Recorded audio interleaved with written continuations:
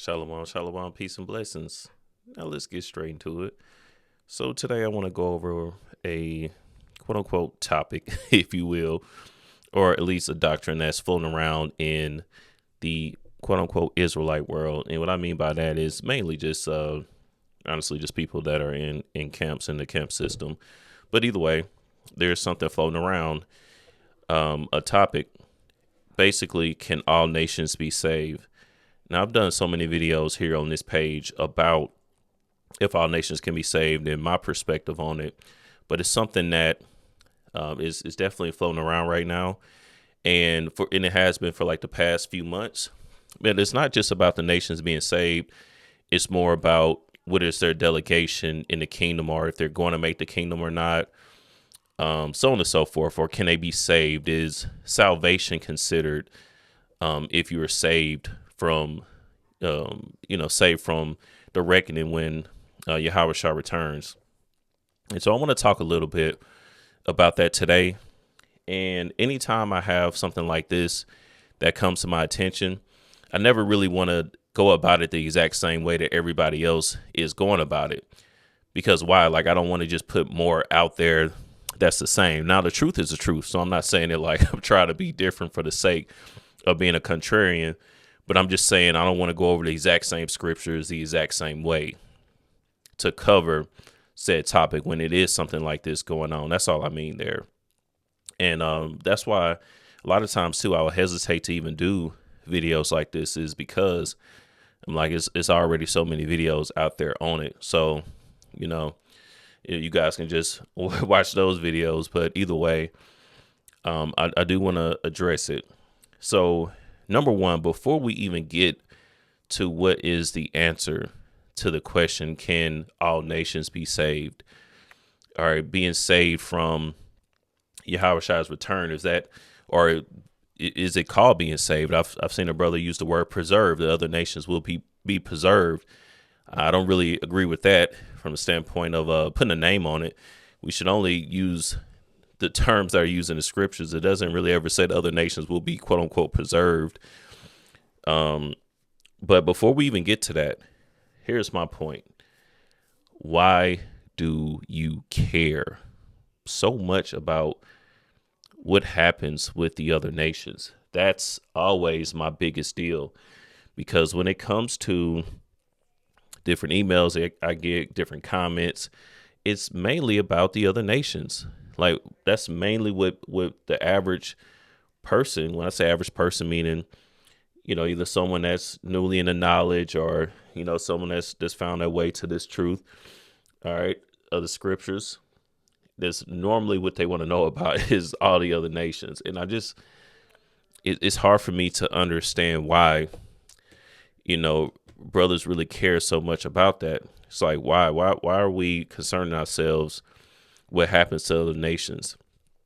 And we have to understand the basic principles of the Bible in order to truly understand why none of this really even matters, right? It doesn't really matter what happens to other nations, whether they be quote unquote saved or not. But I know why it's happening at the same time. I do understand it. It's because what the Bible is to you is a book about quote unquote race. It's black versus white to you. And that's why you struggle with this so much. That's why. That's the only thing that you see. That's the only thing that you care about, is quote unquote race. And when you in there, when it's just about skin color, you will never truly understand the spiritual aspect of the Bible. And the thing is, guys, is that Paul was trying to bring out these same principles in Yahweh Shah too, but especially Paul in his epistles, he was trying to bring out the exact same thing. All right. Because remember, even the Gentiles, meaning the Israelites of the other nations, it may not have been skin color, but it was about where you were from. Since you from over there, you can't come into the fold. You ain't no real Israelite. It's the same thing here. And look, I am not saying, let me say this right now. I am not saying all nations can be saved or nothing like that. If you watch other videos here, then you would know that. I'm actually saying quite the opposite, but I'm saying the reason that you care is because you're so worried about the racial component when, and this is what I'm getting at, when what really matters is the spiritual aspect. Okay.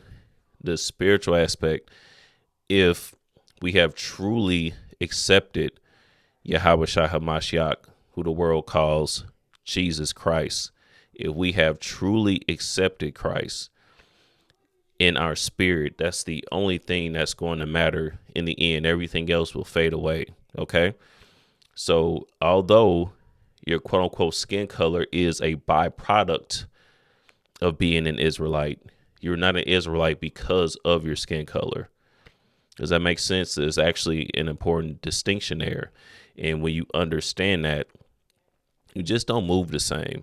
Okay. I don't look at someone just because they so-called black and I immediately just accept them as this, or that, because I know, hey, their spirit must align too as well. Now, when I can discern just from what I know, and they've given me no other reason to, think anything else, that their spirit is also aligned with the principles of the scriptures. Now that's a brother to me, but only then. Everybody else, I do not care if you claim to be quote unquote in the truth. If I'm seeing things that does not align, it looks like you're not spiritually aligned with the scriptures, I do not care. If you're someone in the world and you so-called black, you definitely don't align with the scriptures spiritually. So I care nothing about it. You just, like, I literally see everyone else as just a part of the other nations too as well. But that's the first thing that I want to talk about, is why do we even care? Let's go to second address. Let's finally get some scriptures here. I just had to open up with that because it's so freeing to me. Y'all, it's so freeing to me to not have to worry about the other nations, to not have to worry about quote unquote race and all that. I don't walk around caring about that. I just don't. I don't care about the so-called white man and what he got going on. The oppression of our people comes from up top, not your neighbor, not the people across the street from you, not even the people at your job, because they're employed by somebody else too as well, for the most part. I mean, you may work for the owner, but even then, we just going by the dictates that's been set up for this country already. So, that's not where the real oppression lies. It's in the system, the beast that was already created, that we're all living in. Okay. So like it's, I've made other lessons about this, but with the Charlie Kirk situation, I was saying the same thing. So I'll just continue to say it because that's what I think when I see brothers struggle with this or making this such a big deal. Like, it's like, why do you care? It doesn't matter what happens to them because we know what happens with us. Everything else is just trying to explain, and trying to see the scriptures for what they are and making sure that you understand the breakdown. But anything that looks contrary to Israelite being the top nation on planet Earth, anything else contrary to that is just a lie. It's just that simple. So once you understand that, it is what it is. Everything else is just about, understanding the breakdown thereof. That's it. But let's go to 2nd Esdras chapter 8, start at verse 1. We getting basic scriptures here, brothers. We're not going into, anything crazy, at least on this one. I may do something else on it. I don't know, but I just want to talk about the principles. All right, because that's where we fail to gain the understanding. All right, before you get these deeper breakdowns, you have to understand the principles, right? You have to crawl before you walk and walk before you run. All right. 2nd Esdras chapter 8, verse 1 at the top. And he answered me saying, the Most High have made this world for many, but the world to come for few. This is a very, it's just explicitly stated. The world right now is made for many, but the world to come for few. It's that simple. Once you get that, okay, it doesn't matter if the other nations are here, what level of servitude they had and all that. It doesn't really matter. All right, because most people will be destroyed. Eventually. Okay. Verse 2. I will tell thee a similitude, Esdras, or if you're not familiar with the book of Second Ezra, this is Ezra that's in the main quote unquote canonical Bible. Ezra, as when thou askest the earth, it shall say unto thee, that it giveth much mold, whereof earthen vessels are made, but little dust that gold cometh of. Even so is the course of this present world. Verse 3, there be many created, but few shall be saved. Few of the children of Israel shall be saved. So you think this is referring to the other nations too as well? No, I'll leave that up to you. But the most important thing here is that making it on the other side is going to be reserved only for a small amount of people. And that's it. And you see that those that will make it are likened into the dust of the gold. Okay. And everyone else is likened into earthen vessels. Okay. Or just dirt. You got dirt and you got gold. That's all you have. Okay. And it's very clear that the Most High looks at the other nations as the dirt and Israel as the gold. That's it. It's really that simple. It's not too complicated. You don't need an hour breakdown to to get a lot of this, man. You really don't. All right. Once you understand just the basic principles, let's go to another basic principle here. Let's go to the book of Romans, the 9th chapter, and let's see what it says here. It doesn't get too much more complicated than this. Let's start at verse 3. For I could wish that myself were accursed from Christ for my brethren. This is the Apostle Paul speaking. He's saying that he wished he could be accursed. He wished he can go through the same curses as Christ for his brethren, my kinsmen according to the flesh. Verse 4, who is who? Who were Israelites. We know that Paul was an Israelite. That's no secret. Everybody knows that. So it's what goes on within the rest of this verse that we have to pay attention to. Verse 4, to whom pertaineth the adoption, being adopted back into the covenant, and the glory. You get glory by being in the kingdom, by having a long lasting name. And the covenants were given into the children of Israel. Okay. The first covenant, the covenant we in now, and the covenant to come. Okay. And the giving of the law and the service of God and the promises. Verse 5, whose are the fathers, and of whom as concerning the flesh Christ came. Christ came for the Israelites. Christ came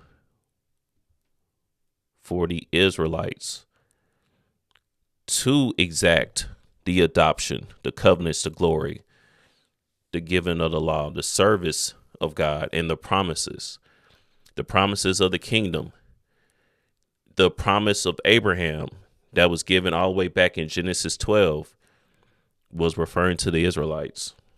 It tells you right here. That's what Paul is saying. It's not too complicated. You know, who are the fathers, and of whom as concerning the flesh Christ came, who is over all, God blessed forever. Amen. Now, look, when it comes to breaking down the scriptures, I'm not saying that if you don't understand every verse, you know, something wrong with you. I'm not saying that everything is just simple in the scriptures, like breaking down every account. You know, maybe reading Genesis 12 is confusing because of the way that it reads. We're going to go to Galatians, the 3rd chapter. That I get. But the general principle that Israelites will rule the world to come is not complicated at all. And the other nations won't. It's not deep. It's really not. So that's why I say the things that I say, because y'all don't approach it. At least a lot of y'all. I'm not putting it on everybody, but a lot of y'all don't approach it from the standpoint of, okay, I wonder, could you break down this part of it? I already know, who we are, how it's going to go down, but I just want to know how you would break this down so I can see how I need to break it down if I'm breaking it down to somebody else, or maybe for my own knowledge, wisdom, and discernment. Y'all be approaching it from being on the fence. And I can tell by the way that this question is asked. Y'all not saying, oh, yeah, let me just see, what you would say so I can see. Y'all are approaching it from, this might be right. What if the Christians are right? What if this is for all nations? What if the Gentiles that Paul were talking to for the most part, what if they are the other nations? What if that's how y'all be approaching it? I can tell. I can just see it. I can see it in y'all spirit. That's a lot of times that's how y'all be asking it, and that's the problem to me, because a lot of y'all know these scriptures that I'm going over. I'm not going over nothing that you haven't read before, but you have to apply what you know. You know what I'm saying? So you don't have this constant being tossed to and fro in your spirit about doctrine that you already know is sound. This has already been written. It's a wrap. You get it? When you understand the scriptures, look, when I say it's been written, it means that the Most High and His Son has already seen these things play out, and now it's being written about. A lot of times people think it's opposite. The Most High professes things that He already knows is going to happen because He's already seen it. And then we get told about it. That's what prophecy is, not the other way around. It gets written and then it's remaining to see if it's going to happen, or it's going to happen because it was written. It's already happened, essentially. It's already done. The book is done, bro. It's a wrap. What's written is going to come to pass. You get it? It's a wrap. It's done. So you should not be going to and fro in your spirit, worried about what happened to the other nations, man. Why y'all care about them so much? I don't know. Maybe sometimes I'll be thinking, because of like the way I live and things where I do work for myself and things of that nature, maybe that kind of changes my perspective on things. And maybe if I was around the so-called white man and other people more, maybe, I don't know if it'd be that. I don't know, y'all, but I just don't be getting it for real when y'all be tripping about this stuff. Just me personally, I really don't be getting it.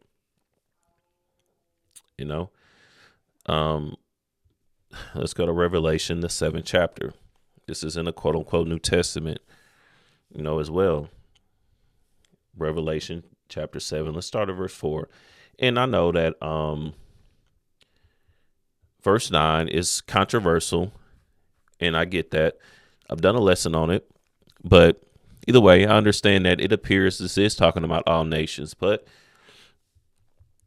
let's read verse 4 just for the sake of this video here, okay, or this lesson here. Verse 4, Revelation, the 7th chapter. And I heard the number of them which were sealed. And there were sealed 144,000 of what? Of all the tribes of the children of Israel. My question is this: where do you read about any other nation having a lot sealed for them in the scriptures? Where do you read about it? Where you read about anyone being singled out? What other nation? Normally, all nations are just grouped together. That's how not special they are to the Most High. They're not even, they're not even individualized for the most part. Of course, we know, like there's prophecies in the book of Isaiah about, about the Edomites. Then you have certain prophecies like in the book of Zechariah about the Canaanites. But for the most part, all nations are just grouped in together. Why is that? Because they're the other nations.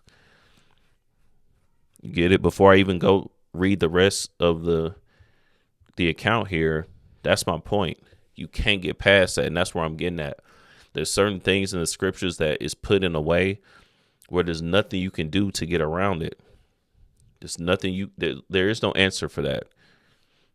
Why are they not sealed? Why are the other nations not sealed? Why is there no book going into detail about the other nations being sealed? Because it doesn't exist, because it's not a thing. So when you get certain scriptures that if you see the word heathen, you see the word Gentile, I get it's confusing, but the doctrine still stands.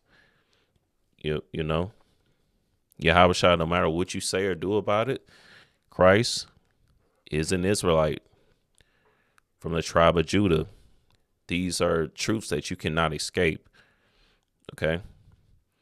The Most High said that the Israelites are the apple of his eye. This things you cannot escape. He didn't randomly change him, meaning really the Most High or his son did not randomly change these things. So that's where I'm getting at. When you understand this, you just move different. Everything else is about understanding why it's written this way. And look, I'm someone that firmly believes that you have to be open-minded about certain concepts, because, the knowledge is likened to a river of flowing water or living water, right? Like in John, the 7th chapter. However, there are certain things that you just know to be true. Okay. There's certain things that you know to be true, and you have to stand in them and just build your knowledge around it, and just know, okay, this is what it is. This is what the scriptures say. So I can't let someone, based on how many followers they have, how long they've been preaching, or this camp got this amount of views or what have you, and because they're saying it, now I need to question what I already know to be true. You get what I'm saying? I'm going to basic things, y'all, because it's more about the mindset around how you approach the scriptures, to me, because we can get a lot deeper. I mean, I was writing out a whole lesson on Genesis, the 12th chapter. We can get a lot deeper, but first, let's just go over the principles, so that way, if I happen to make another lesson on this, we already get this out the way, because I will be saying a lot of this on that lesson, but I want to just get it out right now. Let's go to another classic, Revelation, the 21st chapter, verse 12. Obviously, we can go get more context, right? We definitely can get more context, but I'm just keeping it simple for now. Revelation 21:12. And had a wall great and high, and had 12 gates, and at the gates 12 angels, and names written thereon, which are the names of the 12 tribes of the children of Israel. So New Jerusalem, aka the heaven on earth, the kingdom of heaven, that's at hand. The entrance into this kingdom of heaven, New Jerusalem. The fact that it's called New Jerusalem should tell you something, but that don't sound like the name where everybody is invited to. But either way, this New Jerusalem, the gates, the entrance into this kingdom, has the name of the 12 tribes of the children of Israel on them. That's what names are on the 12 gates, the entrances to this said kingdom. You get it now? I mean, do you get my point now? You can't get past this. This is not something you can get past. And it's unfortunate seeing people try to do so. Well, this just mean that, like, they gonna be there, but then other nations, they gonna get the name too. Stuff like that. The niggas probably saying, I don't know. But either way, the stuff that you can't escape. And is basic. Like if you in this knowledge, man, you should have gotten taught this a long time ago. Well, I ain't gonna say a long time ago, because you could be new, it could be this year, a month ago, all praises to whenever it was. What I mean, let me rephrase that. This should be one of the first things that you're taught, I should say, right? Like your Deuteronomy 7 and 6s, and this is a foundation of just understanding that the Bible is just one continuous journey of one people. Okay? The world was made for Israel's sake. That's what the scriptures say. How can a world that's made for Israel's sake be also given into the other nations? Y'all stop giving your blessing away. And now let me hit you with something too. Let me put you on something here. A lot of people won't particularly like me saying this. If you you look up to a lot of brothers that's in camps and stuff like that. But look, no matter who it is, me, anybody else that's not you, if you have a genuine heart, that's good. But anybody else, especially if they have a following, really, I'm more talking about the people that have followings, but obviously this still applies in general. You cannot put it past someone that they are not compromised. You can't put it past them. And this is where I'm getting at. Some of these people that's coming out saying these things, you don't know if these brothers are compromised or not. At what degree, who knows? From a standpoint of like going all the way up there, alphabet agency, CIA, FBI type compromise paid off to say certain things, or just spiritually compromised because a certain spirit has gotten on them, and not because any faction has like explicitly reached out to them or they are part of the faction in the first place. And it's all part of, some type of ritual they playing out. These things, it may sound far-fetched to a lot of y'all, but that's because you really don't think on that level. You really should, because these things are not impossible. Okay, either one of those situations are not impossible. So when you see, certain individuals that have a following, they start saying certain things, you just never know. In these last days, you never know who gonna come out and say what and do what. And you can't let that shake your faith, because you understand the scriptures. You understand these base principles. Okay, it's really that simple. So you cannot let someone else influence you. They have the term influencer now. You have influencers that they can rock a certain brand, or that's why Nike pays these athletes hundreds of millions of dollars. Why do you think they would do something like that? Nike or the other apparel brands or the food brands that sponsor athletes, Sprite and all this other stuff. Why would you pay someone an obscene amount of money? It's because they're getting their return on investment many times over, because they know that these people have an influence on the buying direction or buying power of the general population.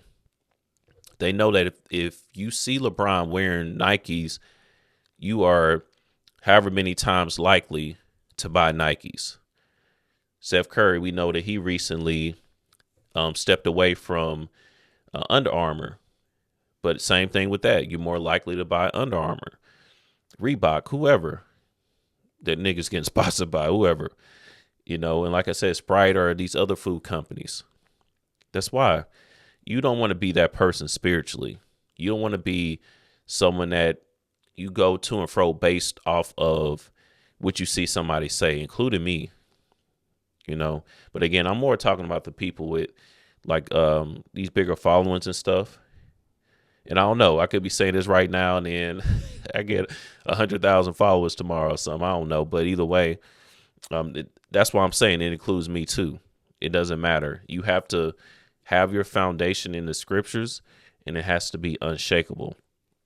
And while I don't know, maybe I put up some scriptures while I'm saying certain things, because I'm So there's certain scriptures I'm thinking of in my head as I'm saying it, but I'm just not mentioning it. But either way, I may put them on screen. Just when I'm deep in a point, I just like to get it out. But either way, and not distract myself, because I know I get to saying the scriptures, then I go there, and then I'm on a different topic. But either way, that's my point. You cannot be easily swayed to and fro based on the amount of followers or the amount of views or even how long someone has been teaching. A lot of y'all put these people in high regards because of these things. And that's what causes you to even have these types of issues in the first place. Where some come up, oh, well, now we making up terms. Other nations preserved. The other nations are this. Other nations are that. Come on, man. It's not really that deep. It's like the Bible say what it say, man. That's where I'm getting at for the most part. The Bible say what it say, bruh, and that's it. Hebrews 8:8. For finding fault with them, he saith, behold, the days come, saith the Lord, when I will make a new covenant with the house of Israel and with the house of Judah. The new covenant, that will be the covenant that will be set. Well, first in the wilderness, read Ezekiel, the 20th chapter. At least that's one of the chapters. Down by the 32nd verse on down. But either way, the new covenant that's going to be established is for whom? The house of Israel and the house of Judah, aka the northern and southern kingdom. That's it. Where do you see this? And this aligns with Romans, the 9th chapter that we read, right in the 4th verse. The covenants. The covenants are for the children of Israel. You see, and I'm only going to some of the main scriptures just, again, to make a point. I get that there's so many scriptures where it appears to be talking about the strangers, the Gentile, the heathen.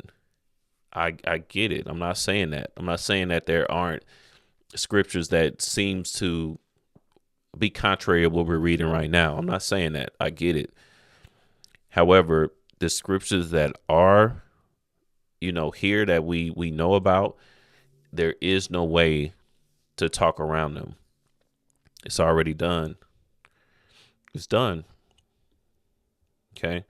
These things, just because they haven't physically happened, it's already done. The Most High has already seen these things take place. The prophets saw these things take place. Okay. They've seen it. They wrote about it. And now we have it. So we know what's going to happen. To me, that's where your faith should be at. That's how my faith is. I don't just think these things are going to happen. I'm willing to put my life on the line to know that these things will happen. So therefore, everything else is just about understanding how it aligns with the rest of the Bible. That's it for me. And I want y'all to be the same way. And I'm not saying I have the most faith out of any brother, nothing like that. I'm not saying that I'm the end sample of faith or how you should be spiritual. I'm not saying that. I'm just saying, though, at the same time, your faith should be unshakable. You should know these things, right? You want to read more about faith? We know what chapter to go to there. Okay. Now, Hebrews 8:9. Not according to the covenant that I made with their fathers in the day when I took them by the hand to lead them out of the land of Egypt, because they continue not in my covenant, and I regarded them not, saith the Lord. Verse 10, for this is the covenant that I will make with the house of Israel after those days, saith the Lord. I will put my laws into their mind and write them in their hearts, and I will be to them a God, and they shall be to me a people. You get it? This is the covenant I will make with the house of Israel after those days. I will put the laws into their mind. Why are the other nations not going to have the laws put into their minds? Why not? Why are they not going to have it written in their hearts? Why did the Most High not specifically say, I will be a God to them too as well? Look, what good is a kingdom without having servants and subjects. Y'all have to understand that. And we'll get into this more. I'll, Lord willing, I'll go for a part 2, especially if brothers want me to. But what y'all don't understand is that I think this is the biggest thing. When Yahushua comes back, it's not about destroying everybody on earth. It's about taking over as being the head of the planet Earth. That's what the first reckoning is about. Not just it's about destroying who's in order or who's leading the nations right now. About tearing down the existing rulership so that the Israelites will rule. That's what it's all about. It's not about nobody being saved or nothing like that. So that we taking the word saved out of context, because there is only one nation that needs salvation in the first place. We all know that, at least we should, but it's not even really like about that when it comes to the other nations, or like everyone being preserved, or oh no, Yahweh didn't strike this person down, so therefore they're saved. No, the people that will mainly be destroyed are the people in this when Yahweh returns, the day of the Lord is going to be the people that are in rulership. When you get that too, now it starts to make more sense, and you stop like making up terms like preserved and other nations, this and that, and it makes a lot more sense when you think about it like that. I think a lot of brothers don't understand that. But either way, we have our basis here. Okay, everything else is just about understanding what the scriptures mean when they say certain things. Okay, let's go to Psalms chapter 110. We also could go to chapter 2 as well. Psalms chapter 2. Psalms chapter 110, verse 1. The Lord said unto my Lord, sit thou at my right hand until I make thine enemies thy footstool. Who is thine enemies? Those that are currently in rulership. Not just about every other nation. It's about those that are in rulership right now. Those are the enemies. Okay? Those have set up the system, not the other nations, just, everyone in existence that's not an Israelite is not referring to here as thine enemy per se. Okay? Verse 2. The Lord shall send the rod of thy strength out of Zion. Rule thou in the midst of thine enemies. That's what it's about. Verse 3. Thy people shall be willing in the day of thy power. Thy people shall be willing. I love that. In the beauties of holiness from the womb of the morning, thou hast the dew of thy youth. Verse 4. The Lord hath sworn and will not repent. Thou art a priest forever after the order of Melchizedek. Verse 5. The Lord at thy right hand shall strike through kings in the day of his wrath. Verse 6. He shall judge among the heathen. He shall fill the places with the dead bodies. He shall wound the heads over many countries. Verse 7. He shall drink the brook in the way. Therefore shall he lift up the head. Yahushua is coming to establish the kingdom. Okay, and it's only going to be one kingdom that's going to be set up. If it's only going to be one kingdom set up, we know that Daniel, the 7th chapter, all over the place. Daniel, you know what? This is another good foundation, actually. Let's do this.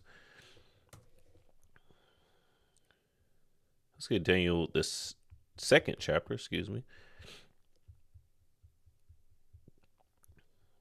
And then let's get verse 44.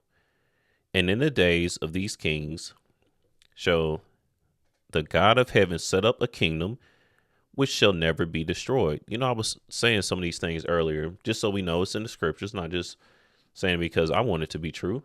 But look what it says. And the kingdom shall not be left to other people. What's the big debate, guys? But it shall break in pieces and consume all these kingdoms, and it shall stand forever. The Most High saw this. He gave the vision also to Daniel. Daniel wrote it down.